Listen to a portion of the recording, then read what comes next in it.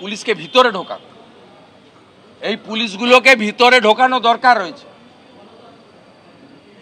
এই যারা উপরতলার অফিসারদের সন্তুষ্ট করার জন্য এরকম অবৈধ কাজ করছে, প্রতিহিংসা পরায়ণের রাজনীতি করছে, তাদেরকে জেলে ঢোকানো উচিত।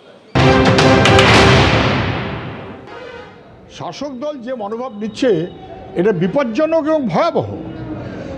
ঘটনার দিন যার গাড়িতে ছাত্রকে পিষে দেওয়া হলো সে সাধু, আর কয়েক হাজার কিলোমিটার দূরে বসে থাকা হিন্দল মজুমদার সে হচ্ছে অপরাধী, ক্রিমিনাল এবং সন্ত্রাসবাদী।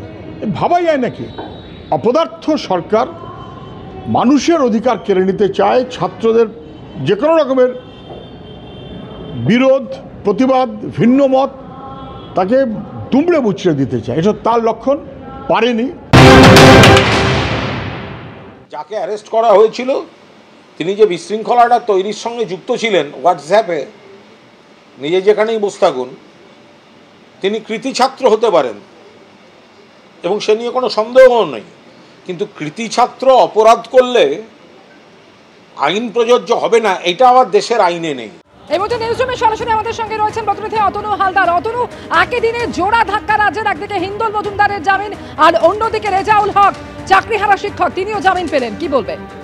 দেখো, যেটা খুব পরিষ্কার ব্যাপার সেটা হচ্ছে দুটো কেসেই তুমি যদি দেখো তাহলে পুলিশের ভূমিকা নিয়ে অনেক প্রশ্ন উঠছে। তার কারণ কি তুমি যদি দেখো তাহলে দেখো যে প্রথমে আসি হিন্দল মজুমদারের কথা। এই হিন্দল মজুমদারকে এই আলিপুর আদালতে 3 দিন আগে তার সঙ্গে আফতাব আনসারি, জঙ্গি আফতাব আনসারির তুলনা করা হয়েছিল। যে আফতাব আনসারি এখানে খাদিম কর্তা অপহরণ থেকে একবারে আমেরিকান সেন্টারে জঙ্গি হামলার ঘটনায় মূল ষড়যন্ত্রকারী ছিল এবং আমেরিকান সেন্টারের সেই জঙ্গি হামলার ঘটনায় তার ফাঁসির সাজা হয়েছিল, হ্যাঁ, এবং আফতাব এখনও জেলে রয়েছে আমরা জানি। তো সেই আফতাব আনসারির সঙ্গে তুলনা করা হলো কার না, এই ছাত্র নেতা হিন্দল মজুমদারের, যাদবপুরের প্রাক্তনী হিন্দল মজুমদারের, মেধাবী ছাত্র হিন্দল মজুমদারের, যে নাকি স্পেনে বসে ঠিক আফতাব যেরকম দুবাই থেকে আমেরিকান সেন্টারে জঙ্গি হামলার ষড়যন্ত্র করেছিল, এই হিন্দল মজুমদারও নাকি ঠিক সেইভাবে স্পেনে বসে যাদবপুর বিশ্ববিদ্যালয়ে ব্রাত্য বসুর গাড়ির ওপর হামলার পরিকল্পনা বা ষড়যন্ত্র করেছিলেন। এখন প্রশ্ন প্রথমেই উঠেছিল যে আফতাবের সঙ্গে হিন্দলের তুলনা করা যায়? একটা ছাত্র আন্দোলনের সঙ্গে একটা সংগঠিত ক্রাইম, একটা জঙ্গি হামলা, এবং যার ব্যাপ্তি হচ্ছে গিয়ে সারা পৃথিবীর বিভিন্ন দেশে, যেটা একদম সরাসরি যারা নাশকতার পরিকল্পনা করে, অপহরণের পরিকল্পনা করে, পুলিশের ওপর আক্রমণ, হত্যার ষড়যন্ত্র করে, এবং তাদের সঙ্গে কি আদৌ একজন ছাত্র নেতার ছাত্র বিক্ষোভ তার তুলনা করা যায়? ঠিক দেখা গেল তার 3 দিনের মধ্যে আফতাব আনসারির সঙ্গে তুলনা করা 3 দিনের মধ্যে ওই হিন্দল মজুমদারের আলিপুর আদালত থেকেই জামিন হয়ে গেল। আফতাব আনসারির ফাঁসি হয়েছিল, ফাঁসির সাজা হয়েছিল।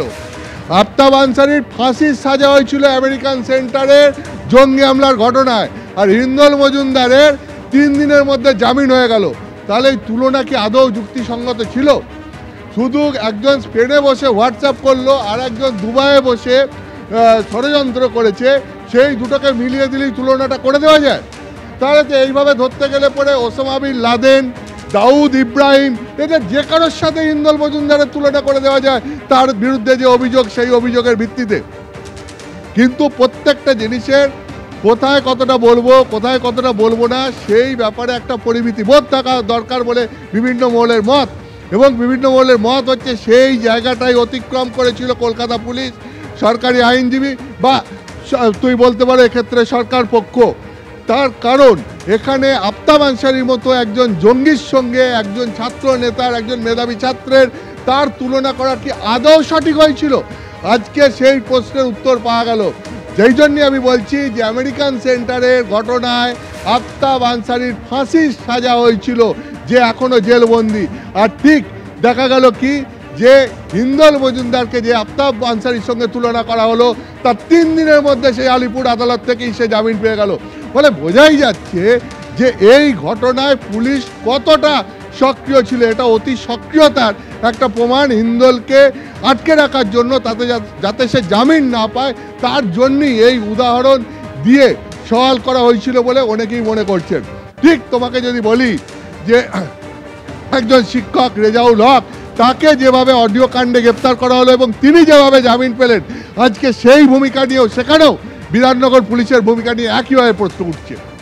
একেবারে দুক্ষেত্রেই পুলিশের ভূমিকা আদালতে আজকে প্রশ্নের মুখে পড়েছে হিন্দল মজুমদার। তিনি আজকে জামিন পেয়েছেন এবং আজকে আলিপুর কোর্ট থেকে যখন বেরিয়ে এলেন তিনি ঠিক কি বললেন শুনুন। অবশ্যই অ্যাকনলেজ করছি, অ্যাপ্রিশিয়েট করছি।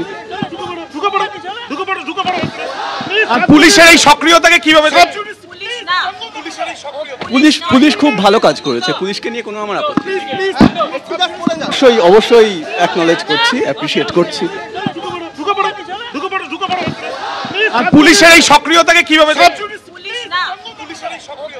পুলিশ খুব ভালো কাজ করেছে, পুলিশকে নিয়ে কোনো আমার আপত্তি নেই।